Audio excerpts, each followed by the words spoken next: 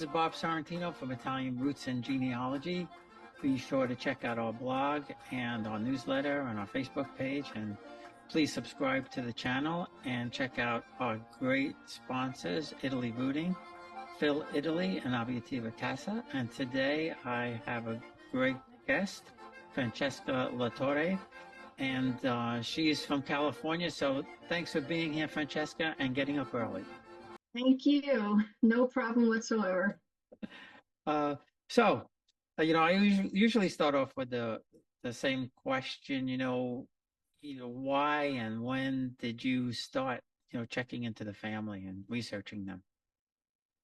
Well, my situation's a little bit different because I'm actually first generation American. So it was my father that came from Sicily as an adult in about 1969. So it's recent.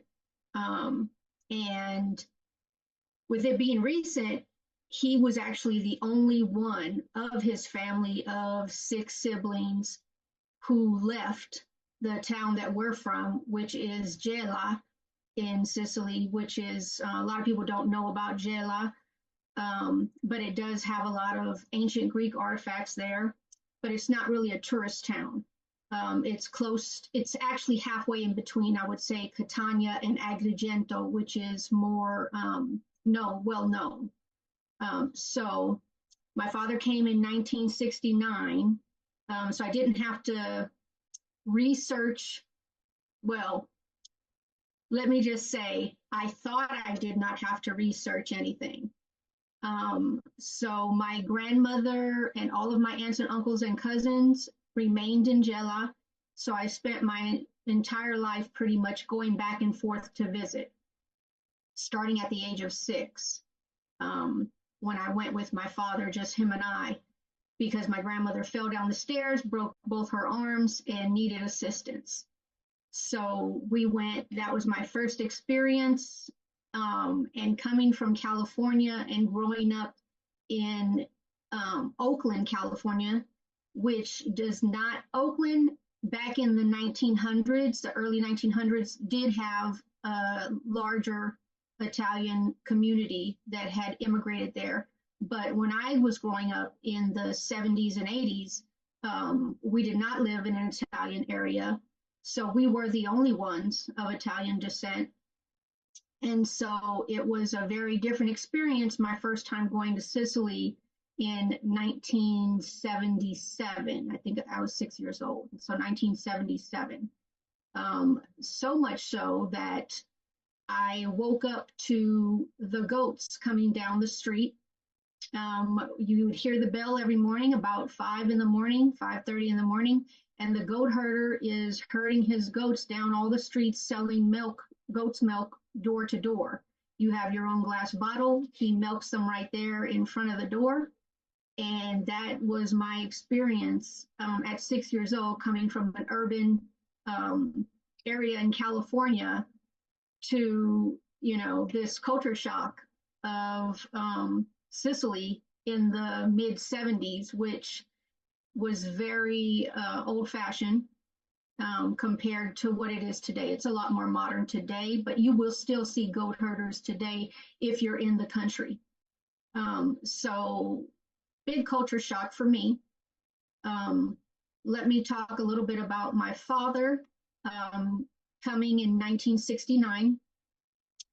He was a merchant marine for Italy and had traveled all over the world. He felt when he was a teenager that he really wanted to explore the world. He wanted to see what the rest of the world was like. And so he became a merchant marine. And after, I think, 6 years or 7 years of traveling around the world, when his boat landed in San Francisco, or his ship, he decided he loved it. There was a large, and there is still a large Italian community in San Francisco. You can still hear today Italian being spoken. There's a very large Italian-American club called the San Francisco Italian Athletic Association, which it does have a little gym, but it's mostly a social club. And they have over 1,000 members, and my brother is actually the president of the organization today. So when my father came to San Francisco and found all of these Italians, he decided he wanted to stay. So basically, he needed to find a wife. So he was introduced, he made friends in the Italian community. And just by coincidence, my mother worked for an Italian immigrant at they called them beauty parlors back then, which now, they're salons. So she worked in a beauty parlor, and the owner of the salon or the beauty parlor was, she became very good friends with, and she worked for her for many years. And she was from northern Italy. I believe it's called Celle Ligure, which is a small town in northern Italy on the Italian Riviera. So she came to America, became a businesswoman, and employed my mother for many years. And she had many friends in San Francisco. And one of those friends happened to walk into the beauty parlor one day and talk to her to see, did she know anyone who would be interested in marrying his friend who was new to America. And after he left, my mom tells me now that, this Italian gentleman came in speaking to her in only Italian, and she couldn't understand Italian because my mom is actually Portuguese from the Azore Islands. But her family came in the early 1900s, so they were in that generation where you're going to be American, so you don't speak the language. So she never really connected with her Portuguese culture. But anyway, she was very curious about this conversation because they kept looking at her. And after the gentleman left, the owner of the beauty parlor approached my mother and said, would you like to meet this gentleman? Because my mom was a single woman and in her early 20s or mid 20s. And she was like, this gentleman, he has a friend and he's looking, for someone who possibly could be interested in marriage. And so my mom, she wanted to meet him. So they met, and my mom thought he was very handsome. And she was already enamored of the Italian culture from being best friends with this woman who was the owner of the shop. And so 2 weeks later, after they met, 2 weeks later, they went to Reno and got married. Now, the important thing about this is my mother did not speak Italian and my father did not speak English, but somehow they were able to communicate, got married, and stayed together for 33 years until his passing. So it's very interesting. And my mom assimilated to the Italian culture.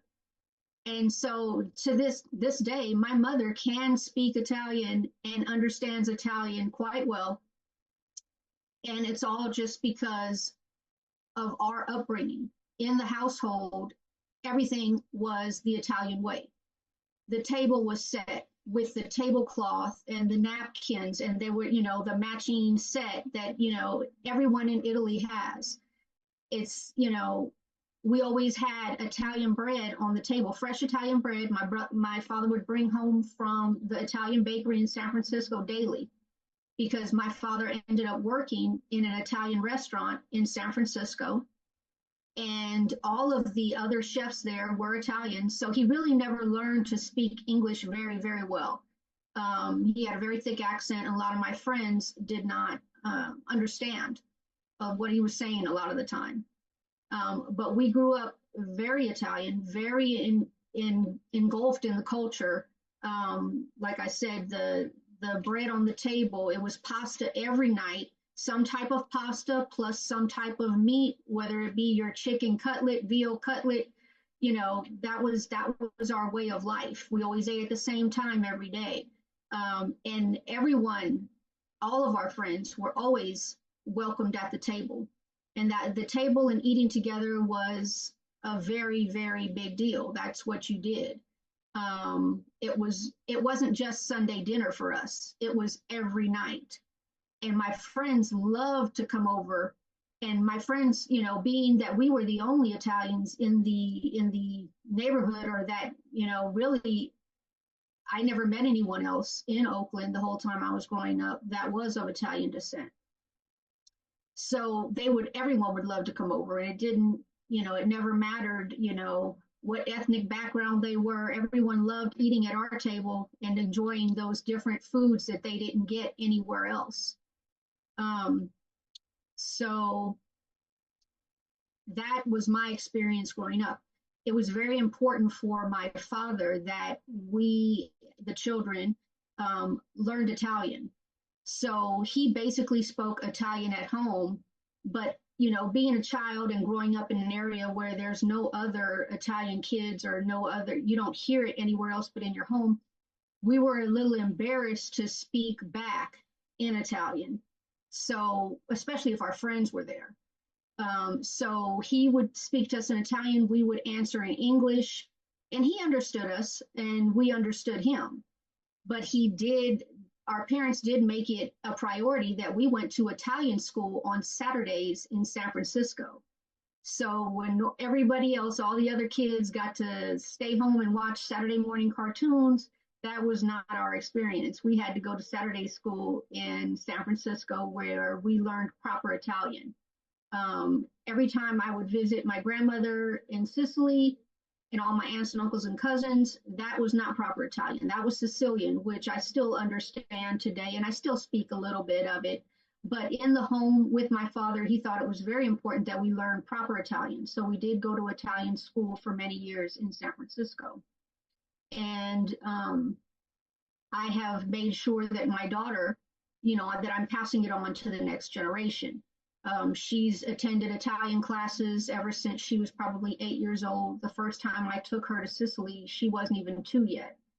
And she's been going just like myself to visit all of our relatives every so often. So I've been like 17 times throughout my lifetime, and she's already been 11 times. So it's very important that we keep that connection. Now, the strange thing about this, or not even strange, but just interesting, is that 10 years after my father passed, which he passed early, he was 58, he passed of cancer. 10 years after that, my family went, and myself, my brother, my mother, our kids, we all went because there was a family wedding out there and with our cousins, and we went to go, celebrate.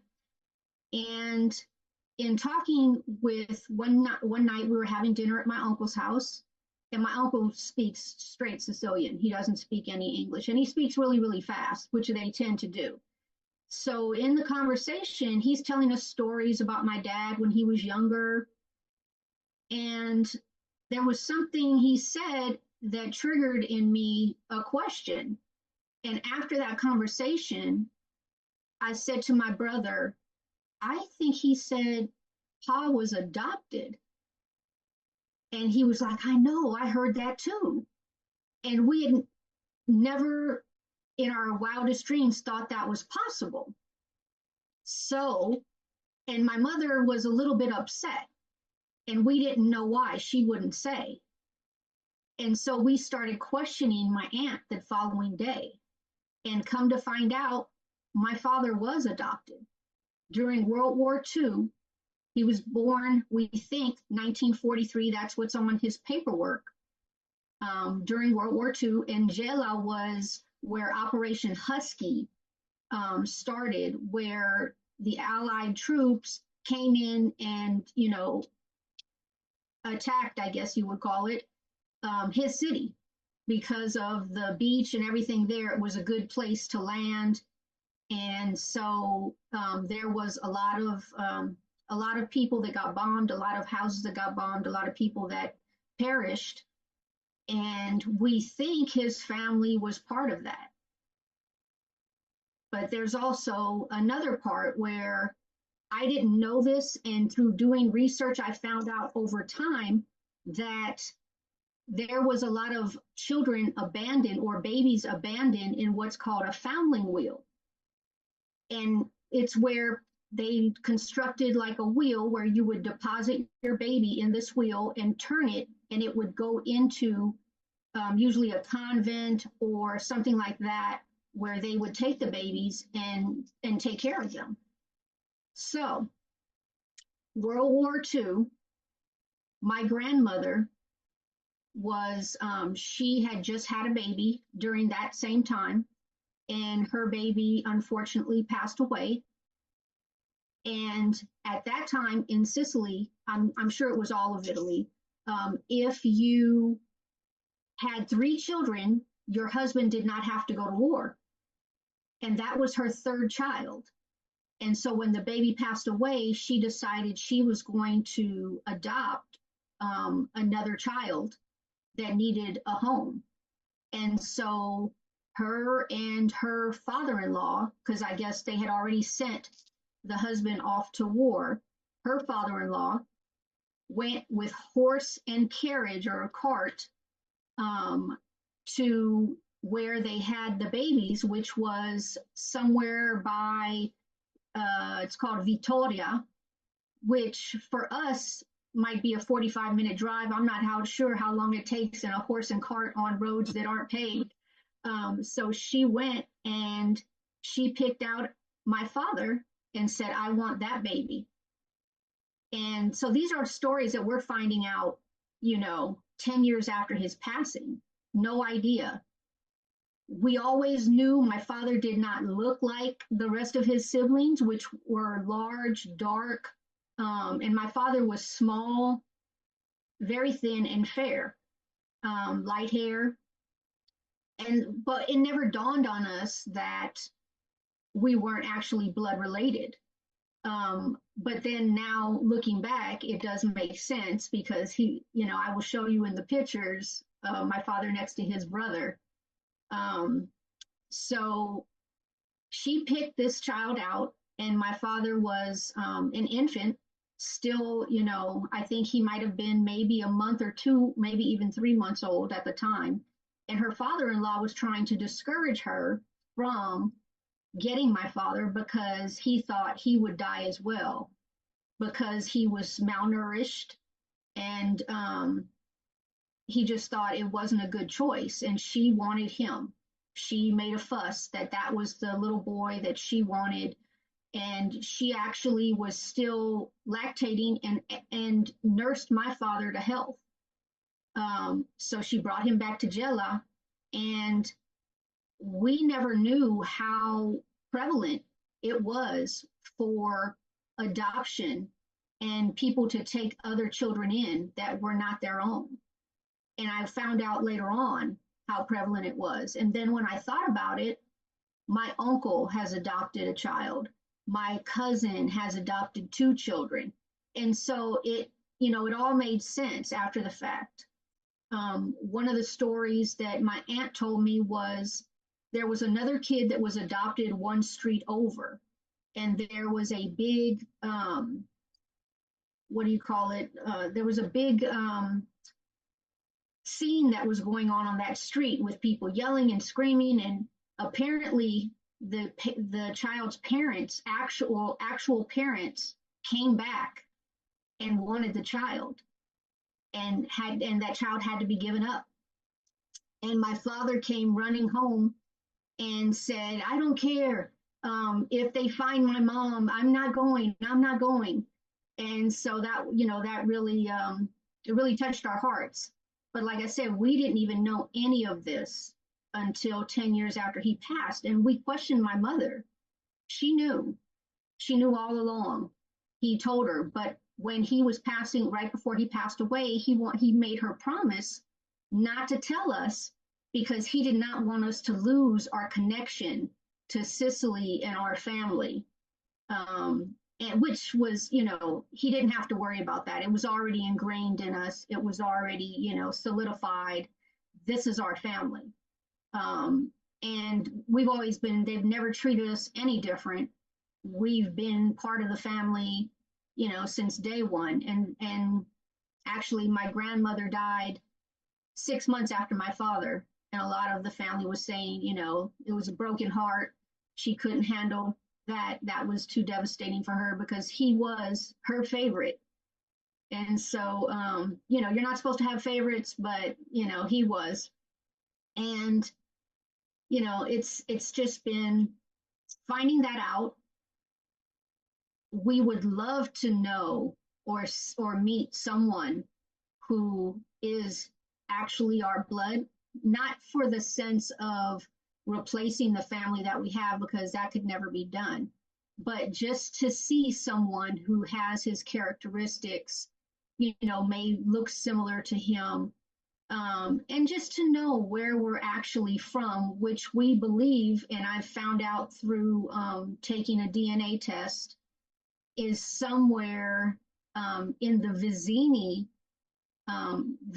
Catania area, because we have found through the DNA matches that we do have relatives that are in New York, that their side of the family came in the early 1900s, I believe.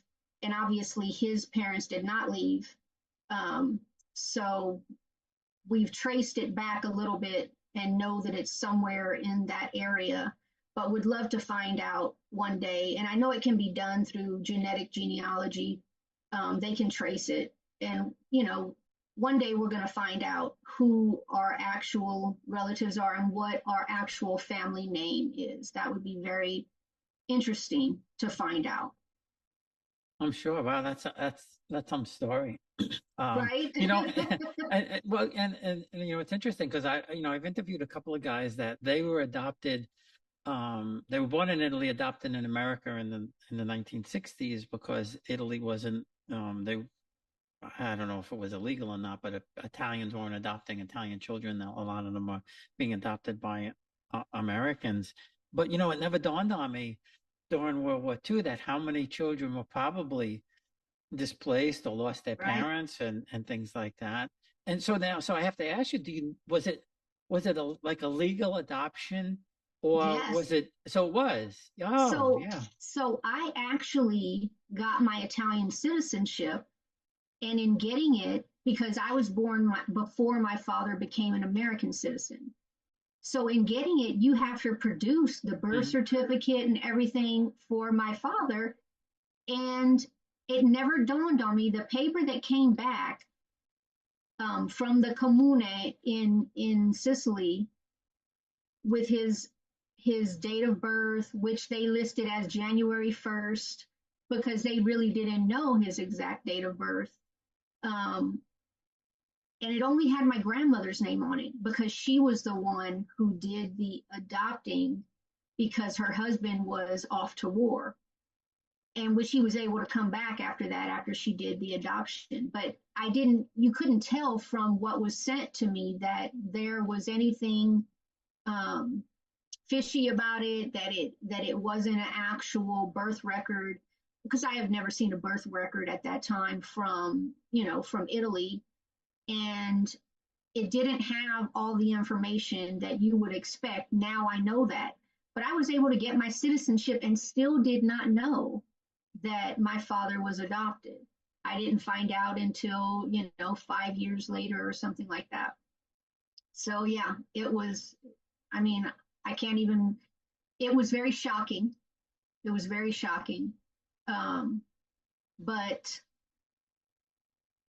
I don't know, that it seems a lot more common once I thought about it, because like I said, my uncle adopted a child, and my cousins adopted 2 children, and it was a lot.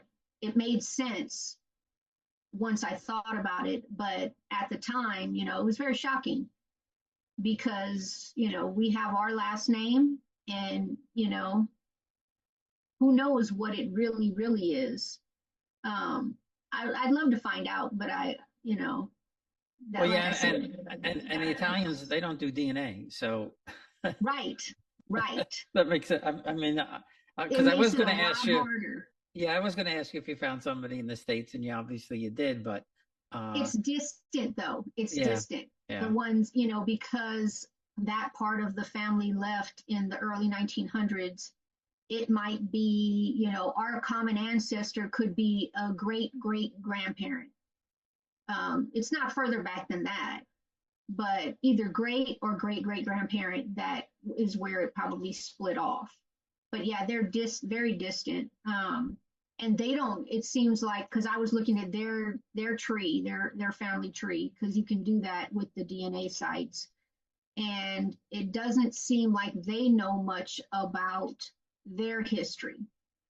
So I couldn't find out through them. It would have to be, I'd have to pay for a genetic genealogist. I've looked into it a little bit, and at some point I do plan on doing it just because I am very curious now. But it could never replace the family that I have there. Um, like I said, I never felt anything but love and part of the family. Yeah, no, I can understand that. I mean, my kids are adopted, so I kind of understand that. You have a couple of things that you mentioned earlier, which is funny.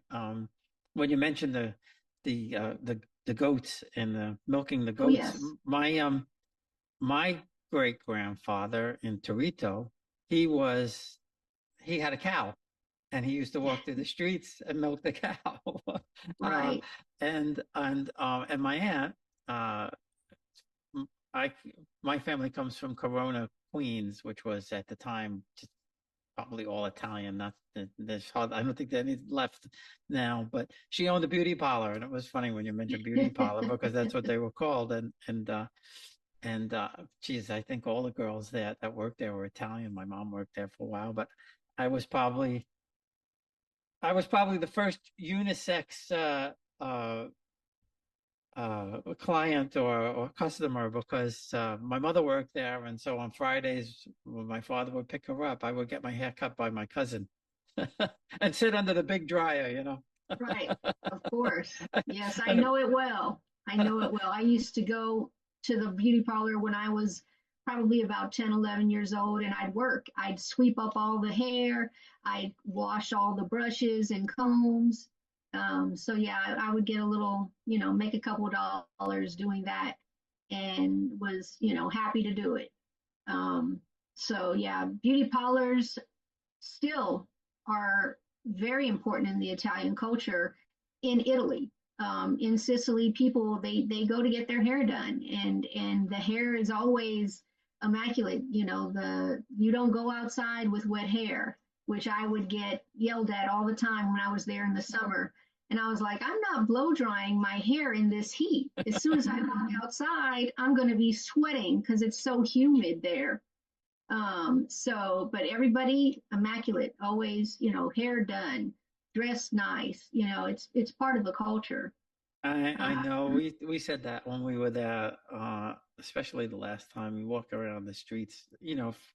Um, you don't notice it and as much probably in like Naples because there's so many tourists there, but we were in Toronto, uh, and just walking around, and people, they don't dress like us. They dress like we used to dress, but uh, mhm.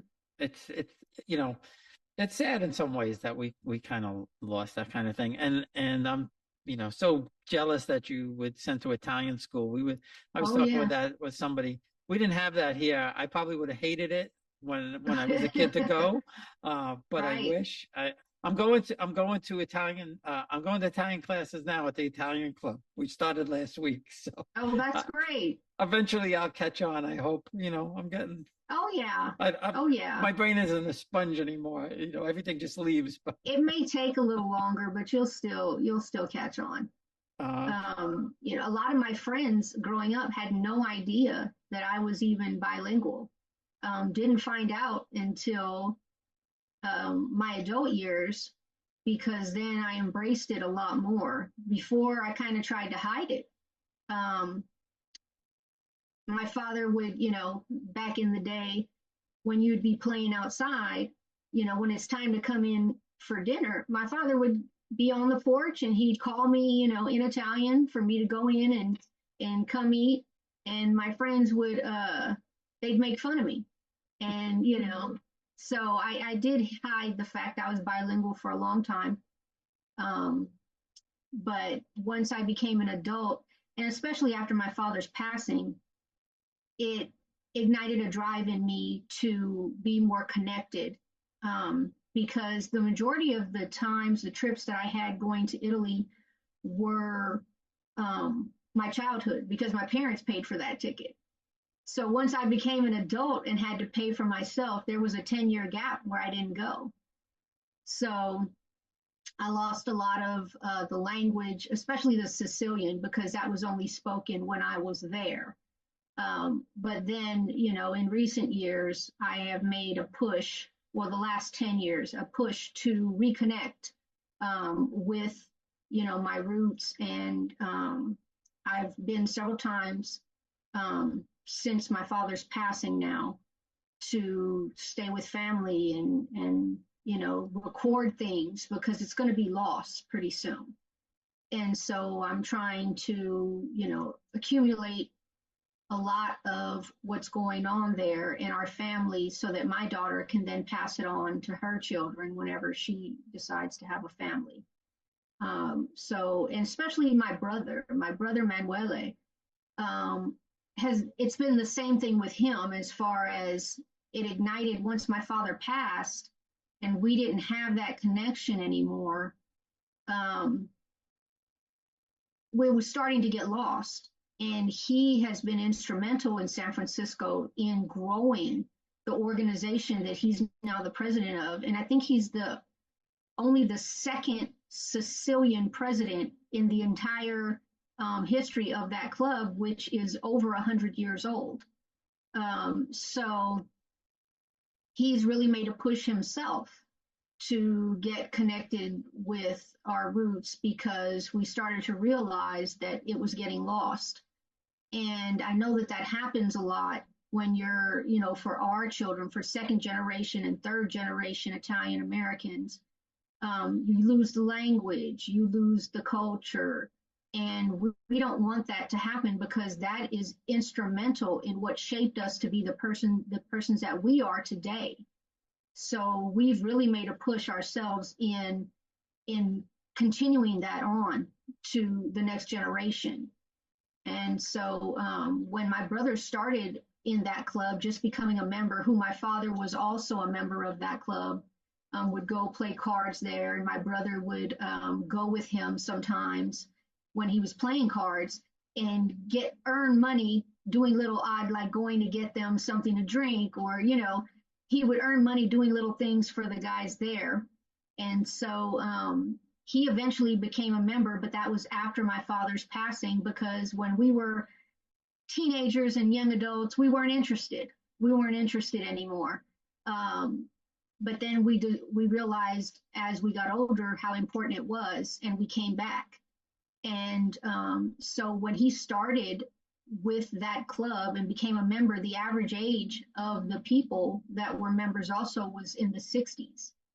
Like 65 or something like that. So it was older. And if you don't start getting the younger generation involved, it dies out. So in the course of him being a member there, they have really recruited. And now the average age is around 40, 45. So they've really made a push to get the next generation to be a part of this and to continue the Italian culture. So they've been successful.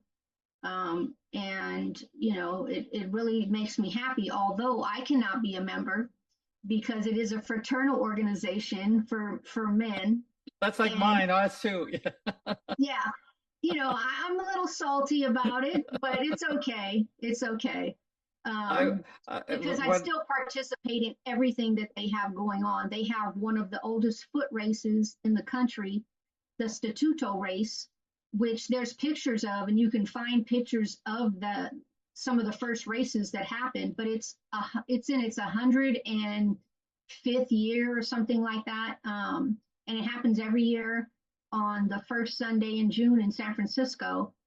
And I participate in that every year. I'm going up there for Columbus Day. They have a parade, and they, all the restaurants set out tables along the parade path. And it's really a fun activity to do with your family. And also it just coincides with Fleet Week in San Francisco. So the Blue Angels fly across after the parade.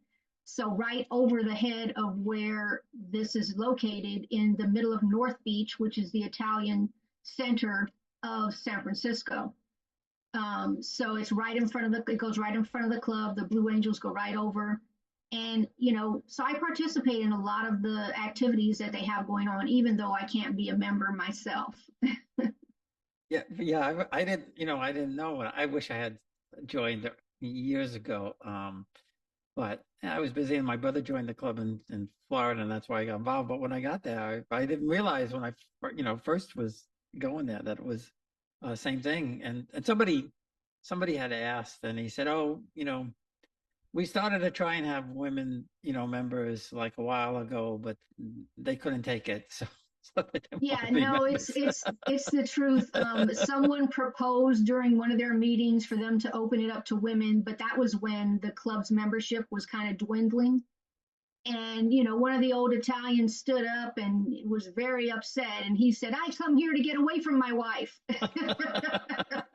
I mean, obviously it's a joke, but things like that. It's funny. It's funny. Uh, Um, and it and they doesn't. do, and of course they do similar things where they do it, but it's the same thing with our club. It's I think the average age is 72, but they are starting to get younger members. Mhm. We have like I think about 420 members, so it's not a bad size. No, that's Um, not a bad size. Theirs is close to 1,000. yeah, that's So fantastic. That's great, and yeah, it's especially that they're grown. getting the young people. And Oh but I yeah, think it's I think grown. there's starting to be a resurgence, I think so because we can't. My brother and myself can't be the only ones that are feeling this way. That want to get back to our roots, get back to our culture, get back. Other immigrants come to the U.S. and they retain it. They retain it a little bit longer than we do.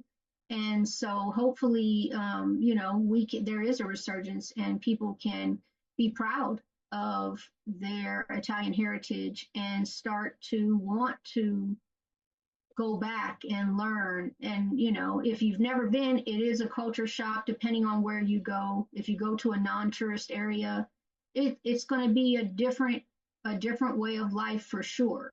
Um, One thing I did find out, my grandfather was a goat herder, because I never knew what my grandfather did for a living because he was deceased before I was born.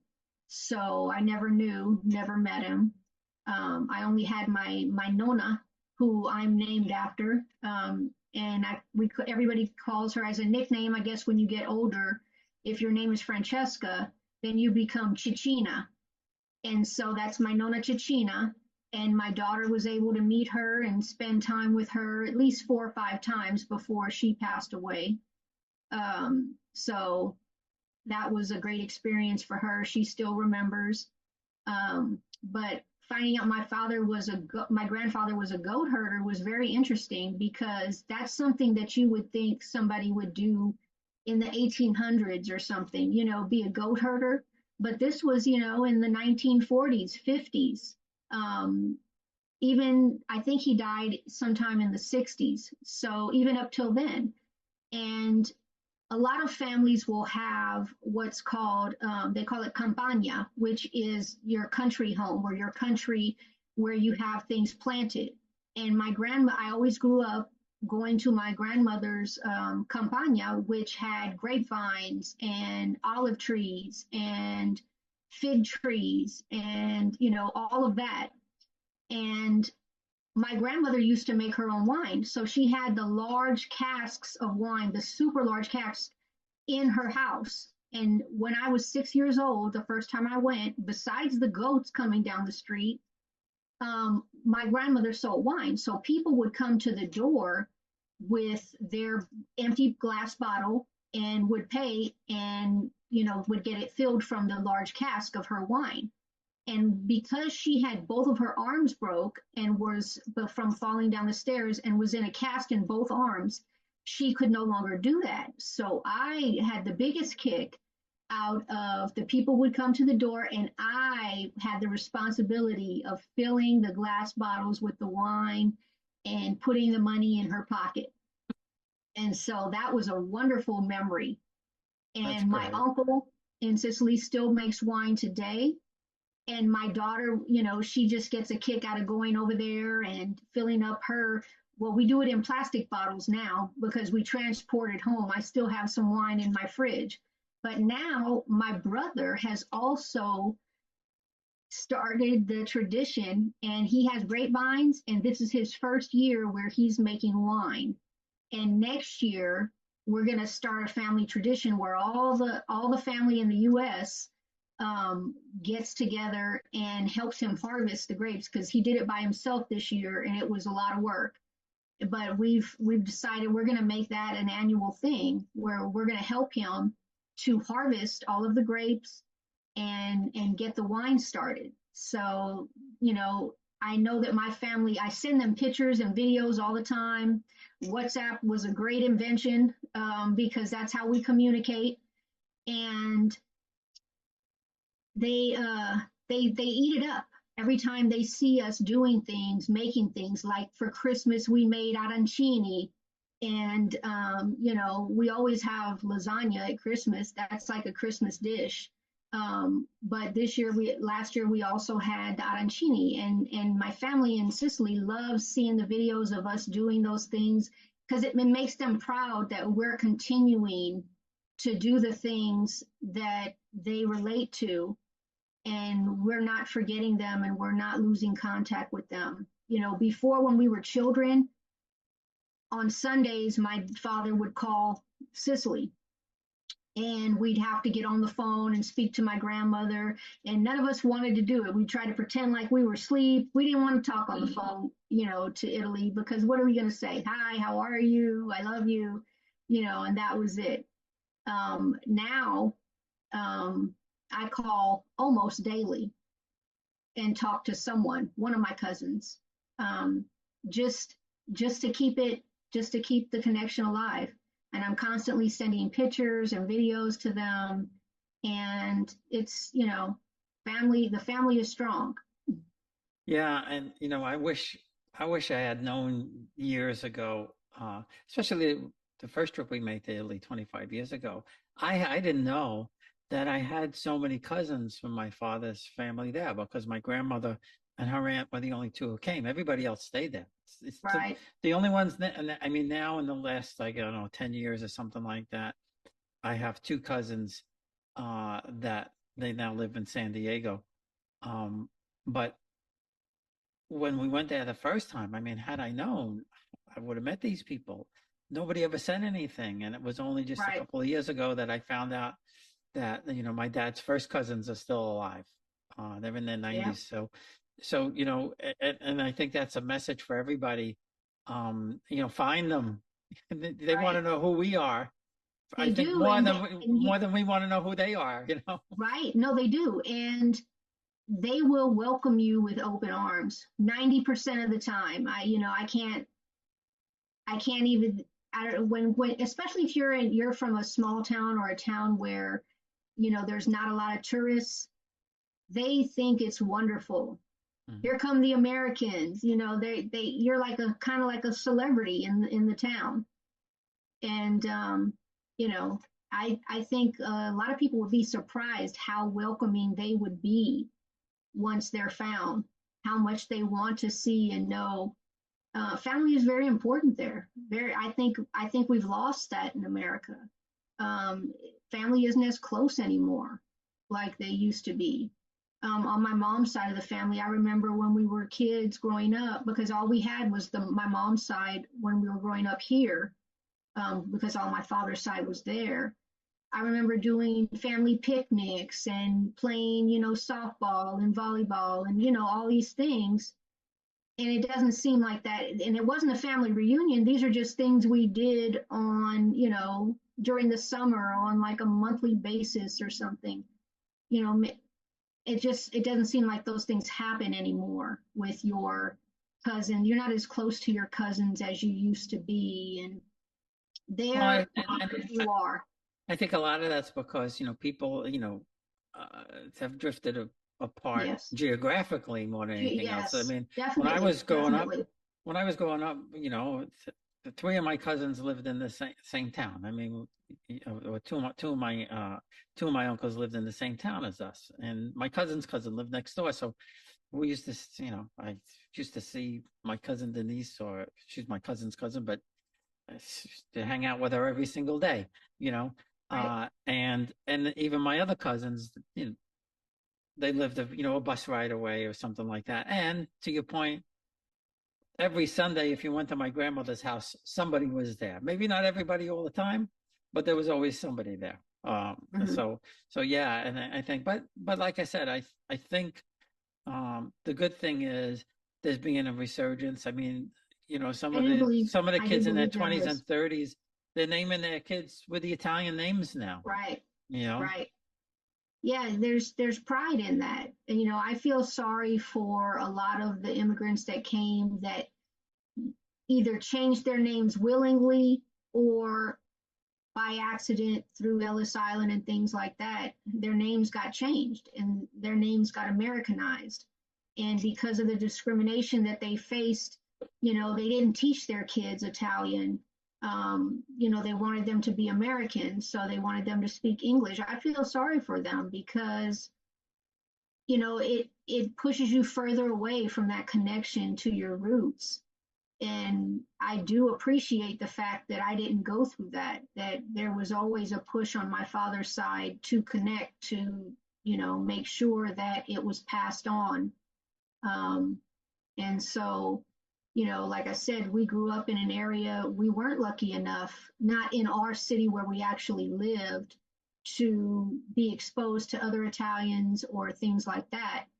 Um, but going to San Francisco a lot, that's where they had the Italian bakery where we got fresh Italian bread every day, or the Italian deli where we got our salami and, our mortadella and all of those things that, and that's what we grew up on. It was funny because I went to a celebration of the Catholic school that I went to in Oakland, where we were the only Italian family in the entire school.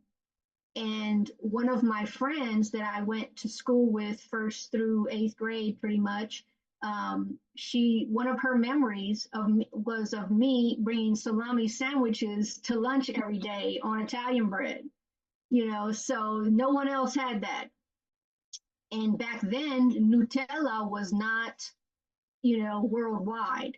So they would look at me weird. I'm eating a chocolate sandwich. They have no idea what I'm doing, but that's what I grew up on. well, we went to the beach. We went to the beach and had eggplant parmesan sandwiches and sausage Oh, and pepper sandwiches. oh yes. Oh yes.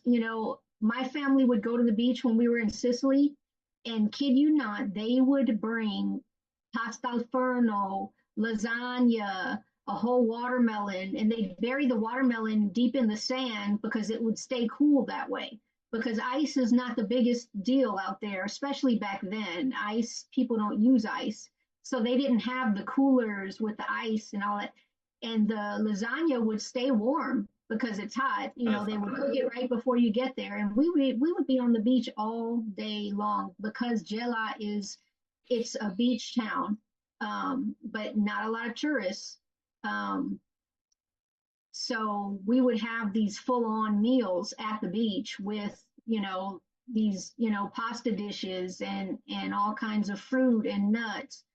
And, I spent my childhood doing that. At the age of 12, I started going by myself without my family. They would send me, and I would go and spend summers with my grandmother. And sometimes I would ask to go. Um, and I would go and spend the summer there. And it was basically the life consisted of pretty much in the summertime, the beach every day. So you used to make that trip from California all the way there California, by yourself. Wow. yes. People wouldn't And do that anymore. They'd be terrified to do that. oh, they'd be terrified. Yeah.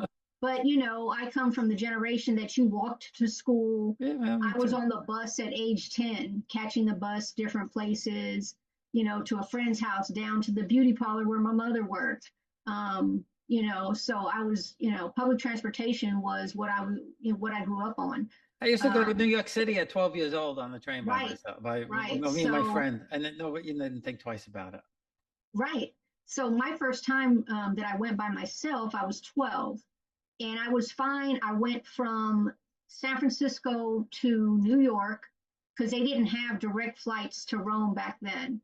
So San Francisco to New York. Then I changed planes and got on the plane from New York to Rome. But in Rome, I didn't realize that I needed to get out of the international terminal and go to the domestic terminal. So I kept walking around in a circle and couldn't figure it out. And finally, I went to the Alitalia desk and said, okay, I have a flight here. I can't find it. I don't know how to get there. And they escorted me at that point. And then once I landed in Catania, my grandmother and my cousins were there, and they were asking me, "Are you sure this is your grandmother?" Yes, that is my grandmother. I know my grandmother. But after that, I was fine going by myself. I knew what to do. But yeah, at 12 years old was the first time I went by myself. So well, yeah, it's crazy. it's Times a, have changed. it's a different Times have world. changed. I was, Yeah. I guess maybe I lived from my school because I went to a Catholic school. Maybe I lived, I don't know, a quarter of a mile, a third of a mile, or something like that. I used to walk second grade. I was walking to school Oh by yeah. myself. It Oh was, yeah. Yep. Yeah, I have memories of kindergarten. The first few months, someone would walk with me, but after that, it was a group of kids that would walk there together and walk home together. So yeah, I have memories of doing that in kindergarten. In first grade, I was walking to a different school because the kindergarten was a public school, and then first grade, I started at the Catholic school. and now And they have air conditioning, and if it's too hot, you can't go to school. You can't go in the car. You can't do this. You can't do that. We used to go in the snow, in the rain, and we, like you, we didn't have air conditioning in the school. Right. No. I remember it being so hot and humid in Sicily in the summertime that we would just sleep on the marble floor in my grandmother's house because that was the coolest place to be. Sleeping in the bed wasn't as comfortable, but sleeping on the marble floor, yeah, that was the coolest place to be. So That's yeah, so funny. a lot of memories. That's yeah. That's like our dog. When it's real hot, he sleeps on the floor. He doesn't go in bed because it's cooler. Obviously, it's Hmm. cooler on the Oh wood floor. yes. You know. Oh Um, yes. but yeah, like I said, I think if I had known what I know now, 20 or 25 years ago, I wouldn't say we'd be living there, but I definitely would have had a house there. I would have had a place Right. there somewhere. Yeah. It just because it is the thing that I find is it's a slower lifestyle, Yes. a happy lifestyle. Yes. Uh, and like you said, when I met my dad's cousins, as soon as I walked through that door, they treated me like they knew me ever Hmm. since I was born. Oh yes. You can't explain it. You can't Yes. explain it. Yeah. I was the first time I went when I was 6, when my uncle picked us up from the airport. And when we got to my grandmother's house, it was total confusion. There were so many, that place was so packed with so many people that it scared me. I started crying. And then after a while, I got used to it because all these people just rushing at you, wanting to pick me up, wanting to kiss me. And I have no idea who they are, or what they're talking about because they were all speaking in Sicilian. My father had raised me on Italian, and it's a very different language. It's not a dialect, it's an actual language. There's a lot of words that have a Arabic background. Um, and so, the sound of it is totally different from Italian. And, so the confusion of that scared me. I have memories of there was only one telephone at that time on the whole block, on both sides of the street, on my grandmother's street. She didn't have it. It was a second cousin down at the end of the block. And if you wanted to call America or someone wanted to call you, you would have to ask to use her phone, or they had a bunch of telephones on the piazza where you could go to a place and pay to use the telephone to call the US, and that's what we used to do. It was very different back then. Another memory I have is realizing how different we were from where I was raised, because my father, he actually didn't drive. He wasn't a good driver. And you can tell how the way, if you've ever been to Rome or any city really in Italy, they drive crazy. I did actually learn how to drive as a teenager in Sicily. That helped me out. I can drive there now, but they drive crazy. So when my father came to the US, my family decided it wasn't a good idea for him to drive. So he actually would catch public transportation to work every day in San Francisco. But I remember him coming home because he would walk home at the same time every day from the bus stop. And, the way he dressed, he still dressed like he was in Italy. And I remember playing on the street, and some of the older kids who were teenagers at the time were talking about, oh, your father's in the mafia, your father's in the mafia. And I had no idea what the mafia was. I had not seen The Godfather. I didn't know. And I remember running in the house crying because I knew they made it sound derogatory. So I ran in the house crying, saying, they're saying Pa's in the mafia. And my mother was just like, no, he's not. And that's when I learned what it was, sort of a child's view of it, if you will. And I think a lot of people have that stereotype, especially Sicily. In the 80s in Gela, where my family is from, there was a lot of mafia things going on, not within my family, but a lot of things happening. And I think it got a bad rap, especially the city where I'm from. And if you read a lot of travel books that were written in the 80s, like, there's a guy on PBS, I can't think of his name right now, but he's always going to Europe and visiting different places. Anyway, he put out a travel book about Sicily, and he said to avoid Gela, which is where my family's from. And I'm like, why? We have a nice beach, beautiful beach. We have, archaeology, so many ancient artifacts from the Greek occupation have been found in that city, but no one knows. We have a beautiful museum of all these artifacts, but nobody knows because of that stigma of the mafia. And it's so not like that. Like, you can go there now today. Even when I was a child, I have a best friend that I grew up with across the street. Her family grew up across the street from my grandmother. And every time I go, we would, hang out together and have fun and go to the beach and, go to the piazza and go to the discotheque and, all these things. And there's so many things that were great. Like, we would be out at night as 12-year-olds, 13, 14, 15, and be able to just, go wherever we wanted and not have to worry about kidnapping and things like that, whereas in the US, you would never let your kids out, late at night without worrying about something happening to something's going to happen. It's a different lifestyle. And I was there in May and was having dinner with my best friend and her husband.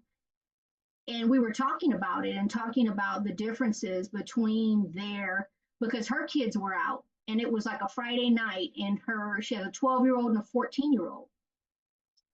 And they were out with their friends at the hangout spot by the beach and at another friend's house. And, it was late at night, midnight. And, they weren't concerned or worried at all. And I said, you can't do that in America. America sounds great to them. It sounds wonderful. It's the best thing since sliced bread, which they still don't have. But, there's a lot of, things you have to be careful for here, which they have no idea. When I told them that, kids can't go out like that because there is a definite risk of kidnapping and human trafficking. And my friend thought the kidnapping was for ransom. And she was like, kidnapping? And they were like, oh, to pay ransom? I was like, no. No. Kidnapping, and you'll never see them again because they've been killed or they've been trafficked. It was totally foreign to them, totally foreign. And yeah, her daughter's 27. She's a nurse in Tampa, and she works nights sometimes. And we worry about her Oh yes, being in the car mine's alone, 27 going, too, yeah, and going I from, still, yeah, yes, I yeah. worry. Um, It's a totally different lifestyle there. and Like you said, we, it's a slower life. You enjoy your time more. I actually am going to be retiring there within the next 7 years. right, My husband and I, and he's not Italian. He's been twice with me, and he doesn't speak Italian, but he loves it. And we're going to be moving because once we are retired and living on retirement, we can afford the life there. Whereas here, it's going to be a little more difficult. yeah. But people have to get used to, a lot of people think about doing it, but you should make some trips first and really see what it's like. Well, Because like you were saying about the air conditioning, people in my town, none of my family has air conditioning. But if you go to like a B&B, a bed and breakfast, or a hotel, of course they have it. But and some families do have it now. But that's one major thing that I think a lot of my friends from the US would have a problem with the heat and not having access to air conditioning. Yeah, I'm sure. And we were in Bari last year, and even there, it's along the waterfront and everything. There were people of all ages, very respectful. You didn't feel threatened. You didn't, there were a couple of policemen hanging around, but you didn't really feel that you had to worry. Right. At least we didn't. No, you don't though. You don't. Maybe in a more tourist area, a large city, a very large city. Well, I'm sure it's yeah, going to be the same. well, Like the US. Naples, you have to be careful. Palermo, you Right. have to be careful. But coming from New York, we're always looking around anyway. So you probably feel Right. the same way, right? Oh We're always Oh looking. yes. So Oh I sorry, yes. don't worry that much. That we don't worry that much. Well, Francesca, I could go on for another 3 hours. Appreciate you being on and taking the time, especially getting up early and doing all of that. Thanks again. Sure, sure. I love to talk about my experiences. Me too.